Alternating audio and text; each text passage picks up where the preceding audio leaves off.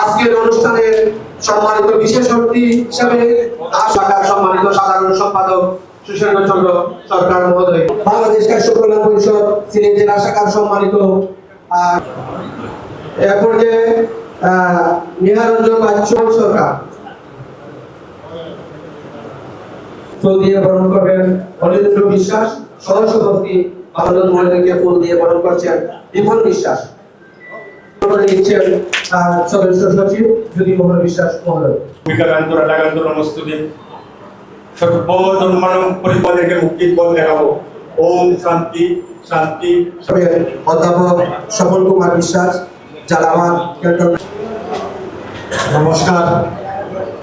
ওম জয় জয় গুরুচার, জয় নাটু, জয় ব্রজ, জয় মোহন বিশ্বাস, জ্যোতি মোহন বিশ্বাসকে স্বাগত বক্তব্য পাঠ করার জন্য না বললে ধন হয়।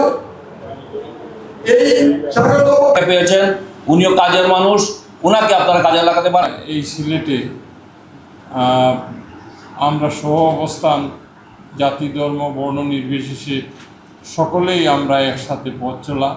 বিশেষ করে বাংলাদেশ কৃষক কল্যাণ পরিষদ যেভাবে আপনারা আপনাদের সমাজের এই অংশটুকুকে নিয়ে আপনারা পথ চলেন, সেটা নিঃসন্দেহে প্রশংসার দাবি রাখে। তার কারণ হচ্ছে আপনারা আপনাদের গোত্র বা আপনাদের সাথে যারা সহ অবস্থান করেন, আপনারা পেশাগতভাবে অনেক এগিয়ে আছেন। অনেক ক্ষেত্রে আপনারা উচ্চশিক্ষা গ্রহণ করে বাংলাদেশের বিভিন্ন পেশায় নিয়োজিত আছেন। আইনজীবী আছেন, চিকিৎসক আছেন, আইন প্রণেতা আছেন, ব্যাংকার আছেন, বা সমাজে যে সমস্ত রেসপেক্টেবল প্রফেশন আমরা দেখি, এইগুলোর মধ্যে আপনারা নিয়োজিত আছেন।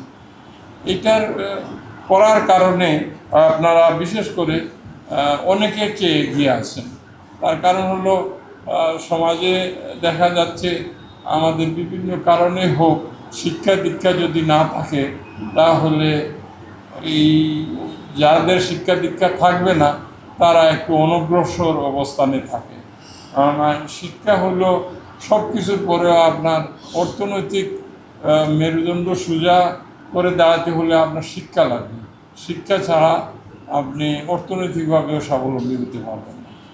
এই জন্য আমার এই সংগঠনের কার্যক্রম প্রতিষ্ঠার পর থেকে যারা করছেন এবং আগামী দিনগুলোতে যারা করবেন, এটা আপনাদের অবশ্যই আপনারা প্রশংসনীয় কাজ করেন এই আপনাদের সংগঠন বাংলাদেশ কৃষক কল্যাণ পরিষদ। আমি বর্তমানে এই নগরের মানুষের বা এই নগরবাসীর একজন সোজা বাংলা কথা যেগুলো বললে যে একজন খাদেম হিসাবে এখানে কাজ করছি। দীর্ঘ সময় আমি এদেশের গণতান্ত্রিক আন্দোলনে রাজপথে ছিলাম।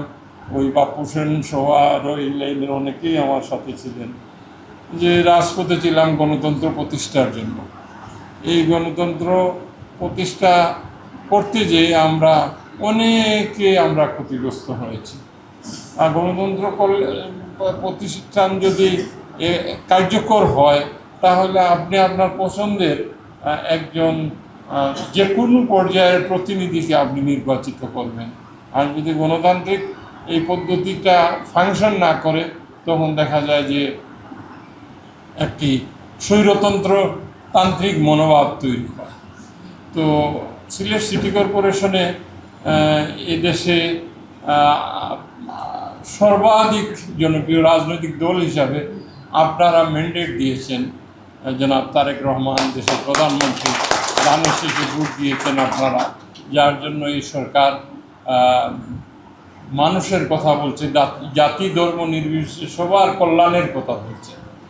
সুতরাং আমরা মনে করি যে আমাদেরকে আপনারা অতীতে যেভাবে 12ই ফেব্রুয়ারি নির্বাচনে সমর্থন করেছেন, আগামী দিনেও এই সিটি নির্বাচন আসবে, সেই ক্ষেত্রেও আপনাদের সকলের আমি সহযোগিতা প্রত্যাশা করি।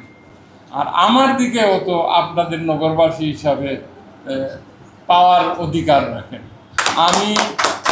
আমি যেমনিভাবে এই মানিকপীর রহমতুল্লাহ আলাইহির মাজারের যে বিশাল সিটি কর্পোরেশনের কবরস্থান সংস্কার হয়েছে, সৌন্দর্যবর্ধিত হয়েছে, অনুরূপভাবে আমি চালিবন্দরের মহাশ্মশান আমি গত 3 দিন আগে গিয়েছিলাম। এটা মানে কিছু কাজ বাকি ছিল সমাপ্ত করে ওইখানে 5-6 জন স্টাফ নিয়োগ করতে হবে, যেটা এই মহাশ্মশান কমিটির সভাপতি সহ নেতৃবৃন্দ এখানে।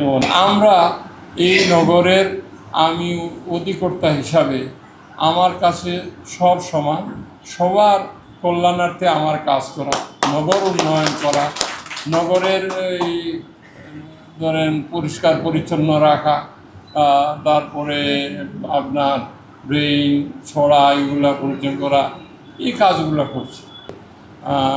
নেতৃবৃন্দের প্রতি আমার আহ্বান থাকবে, আপনাদের চলার পথে যদি সিটি কর্পোরেশন কোনো সমর্থন সহযোগিতা লাগে, আমরা সিটি কর্পোরেশনের পক্ষ থেকে আপনাদেরকে সবার মতো অন্য একজনের বা অন্য একটি গোত্র বা অন্য একটি ধর্মের মানুষের সাথে যেভাবে আমরা এই কাজগুলো করে থাকি, আপনাদের বেলাও আমরা একইভাবে এই বিষয়গুলো দেখব।